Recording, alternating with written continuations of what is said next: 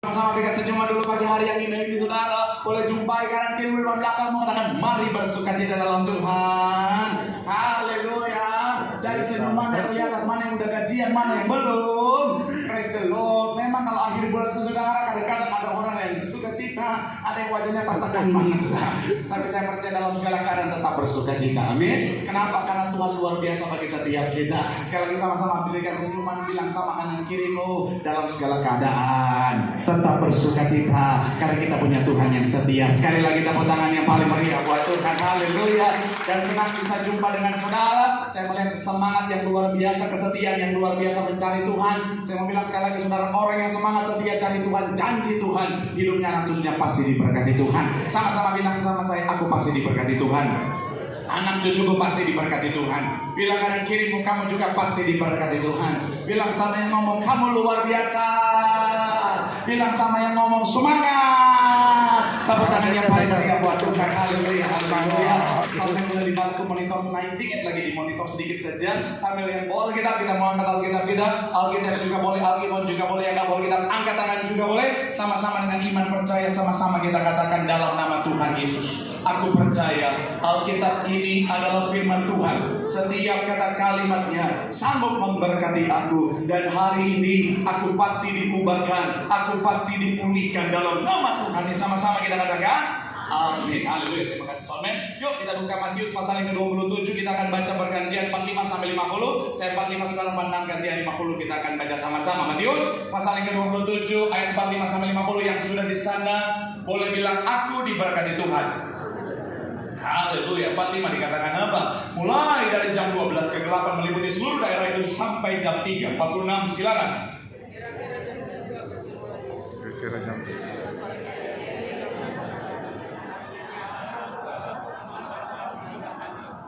Ayat ke-47 dikatakan apa? Mendengar itu beberapa orang yang berdiri di situ berkata, ia memanggil Elia. 48 iya.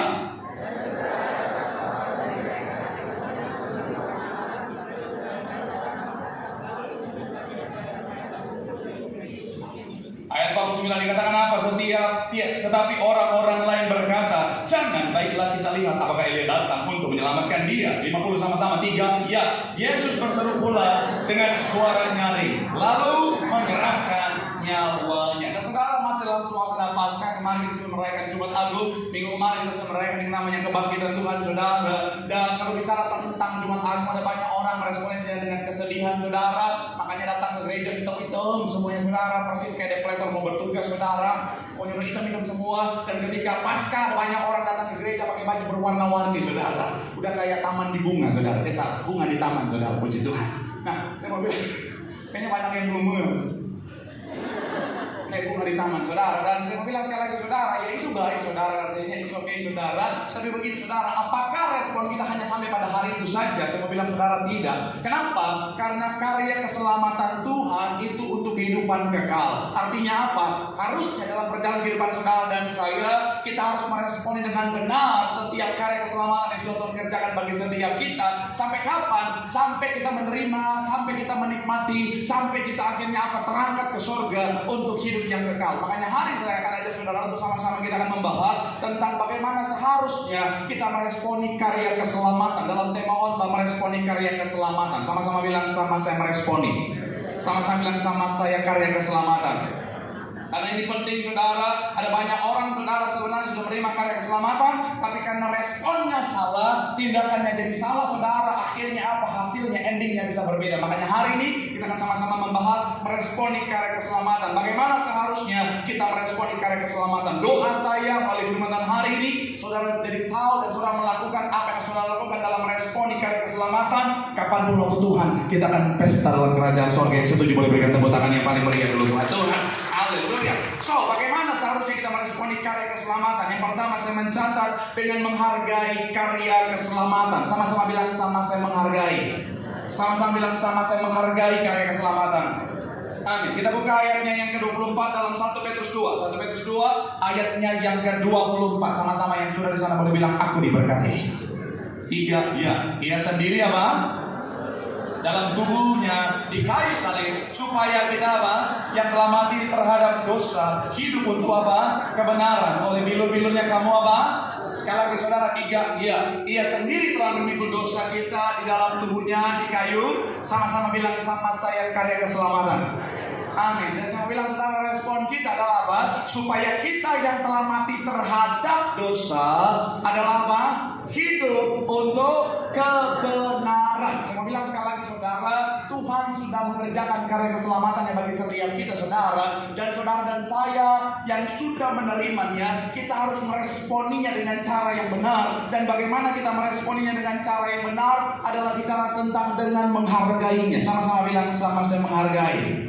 Amin. Makanya kalau saya boleh ambil kalimat dari Billy Graham, saudara, dia bilang begini, saudara. Billy Graham bilang begini, keselamatan adalah karunia gratis dari Allah. Bukan karena usaha kita, saudara. Bukan karena kuat dan gagah kita. Bukan karena apa yang kita kerjakan, tetapi anugerah dari Tuhan. Tetapi mempertahankannya membutuhkan apa? Komitmen seumur hidup. Sekali lagi, tetapi mempertahankannya membutuhkan komitmen seumur hidup. Jadi kita hidup benar, kita hidup dalam kebenaran, bukan to get, bukan untuk mendapatkan, karena kita sudah mendapatkannya. Tetapi kenapa kita hidup benar? Karena menghargai karya keselamatan yang sudah Tuhan kerjakan. Kenapa kita komitmen untuk hidup dalam kebenaran? Karena kita menghargai, bicara tentang apa? Karya keselamatan yang sudah Tuhan kerjakan. Mother Teresa bilang begini, saudara, jaga tubuh dan jiwamu, karena keduanya adalah bait Allah. Keselamatan adalah anugerah yang harus apa? Sama-sama bilang, sama saya dihormati dengan tindakan. Sama-sama bilang, sama saya dihargai. Amin. Saya percaya semua tahu lagu bukan dengan barang fana. Saudara Yesus, kelihatan suara-suara belum sarapan, saudara. Saya mau bilang sekali lagi saudara, kita ditebus dengan dana yang mahal. Amin. Saya percaya semua kita setuju, kita punya perbedaan ketika memperlakukan barang mahal sama barang murah, betul ya? Iya kan? Kita realistis aja saudara, kalau memperlakukan barang mahal dan barang murah, seringkali kita ada perbedaan di sana. Bapak-bapak yang punya mobil mahal misalnya, ketika dia compare dengan mobil murah, saya percaya perlakuannya beda, betul ya? Iya kan? Bapak-bapak kalau mobilnya misalnya Ferrari, Bugatti, Maserati, dibandingkan dengan mobilnya Camry, pickup, beda ya? Kayaknya kalau ini kurang relevan semua ini. Motor, saya percaya semua suka motor. Bapak-bapak laki-laki mau suka atau tidak naik motor di jalan, pasti suka motor. Siapa yang bilang? Saya. Misalnya motor mewah sama motor murah, pasti perlakuan seringkali beda, betul ya? Kalau saudara punya motor Kawasaki Ninja LL dengan saudara pakai Supra getar RR juga sih, ada Supra RR yang getar juga, saudara. Seringkali berbeda, iya kan? Kalau motor yang Kawasaki Ninja RR, taruh ruang tamu, taruh ruang tamu, dikit-dikit dia lap, bangun pagi dia sampai habis dia motornya tutup hidup, belum siap gini pak, oh iya lupa.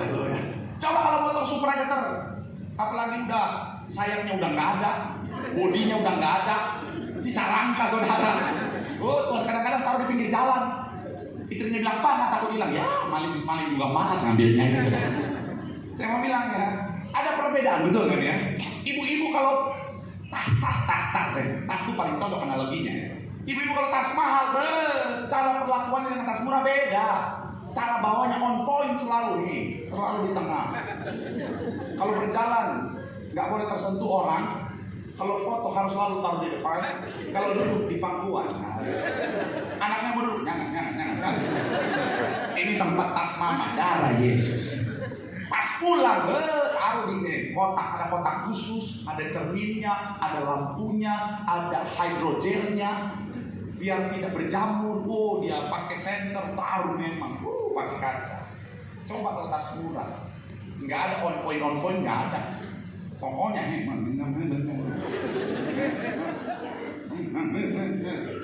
pulang rumah nggak ada taruh kotak langsung.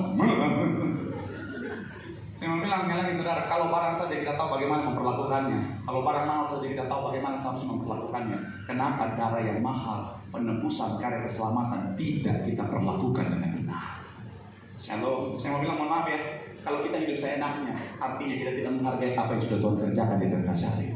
Ada banyak orang Kristen, mohon maaf ya, hidupnya tidak menghargai apa yang Tuhan kerjakan. Ya, terserah Pak Pendeta, hidup gue, suka-suka gue. Saya mau bilang saudara, Tuhan tebus kita dengan dana yang mahal. Amin. Ya hidup-hidupmu. Kalau kau punya pemahaman yang benar, kalau kita sadar hidup kita bukan milik kita lagi, karena Tuhan sudah mati bagi setiap kita. Harusnya kita hidup benar. Jaga dengan apa? Hidup dalam kebenaran, berjalan dalam jalan kebenaran. Supaya apa? Kapanpun waktu Tuhan, kita akan pesta dalam kerajaan surga. Setuju? Boleh berikan tepuk tangan yang paling baik dulu buat Tuhan. Bilang sama kanan kirimu, hargai karya keselamatan. Bilang sama yang ngomong, hidup dalam kebenaran, keselamatan sudah Tuhan sediakan. Tepuk tangan yang paling meriah buat Tuhan. Haleluya. Yang kedua saudara, apa bicara tentang yang namanya tindakan kita, respon kita seharusnya dalam menyikapi karya keselamatan. Yang kedua, memberitakan kabar baik tentang keselamatan. Sama-sama bilang sama saya, memberitakan kabar baik. Sama-sama bilang sama saya tentang karya keselamatan. Amin. Saya mencatat di sini saudara, karya keselamatan bukan hanya untuk kelompok tertentu, agama tertentu, golongan tertentu, tetapi untuk seluruh umat manusia. Karena begitu besar kasih Allah akan Tangerang, enggak, akan dunia ini, termasuk semua suku, semua agama. Kasih Tuhan itu luar biasa. Tuhan mati untuk semua orang. Ia mengaruniakan anaknya yang tunggal supaya, nggak cuma sampai di situ ya, supaya setiap orang yang percaya. Jadi Tuhan mati untuk semua orang, tapi siapa yang menerima karya keselamatan? Mereka yang percaya. Jadi kalau dia bilang semua selamat masuk tanpa percaya, itu namanya pluralis. Sebagai hamba Tuhan saya harus kasih tahu keselamatan dalam Yesus. Kok nggak ada yang amin? Nggak apa pendeta semua. Banyak jalan menuju ke Roma. Banyak jalan menuju ke Roma, tapi keselamatan dalam Yesus. Udah mulai ada banyak orang yang bertobat di situ. Saya mau bilang sekali lagi saudara, keselamatan dalam Yesus, tugas kita memberitahukan tentang kebenaran ini. Saya percaya semuanya percaya Yesus, amin. Saya percaya semuanya sudah menerima anugerah keselamatan. Pastikan kita mewartakan kabar keselamatan ini, kabar karya keselamatan kepada semua orang. Kenapa? Karena Tuhan mati untuk semua orang. Matius 28, 19-20 dikatakan apa? 3, ya. Karena itu, pergilah. Jadi semua, dan ayat yang ke-20 dikatakan apa? Dan ajarlah mereka melakukan segala sesuatu yang, dan ketahuilah, aku menyertai kamu senantiasa sampai pada. Ayat 19 sekali lagi dikatakan apa? 19 gila. Jadikanlah pengikutku. Hah? Jadikanlah semua bangsa pengikutku. Apa beda pengikut dan murid? Komplainnya kenceng soalnya. Kita tanya. Apa beda pengikut dan murid? Yes, hampir benar, sedikit lagi. Kalau murid artinya harus belajar, betul ya? Saya mau bilang saudara, Tuhan nggak mau saudara cuma jadi orang yang mengikut saja, tetapi ternyata yang Tuhan mau kita menjadi murid. Jadikanlah semua bangsa muridku. Artinya mereka harus belajar supaya mereka punya pengertian yang benar.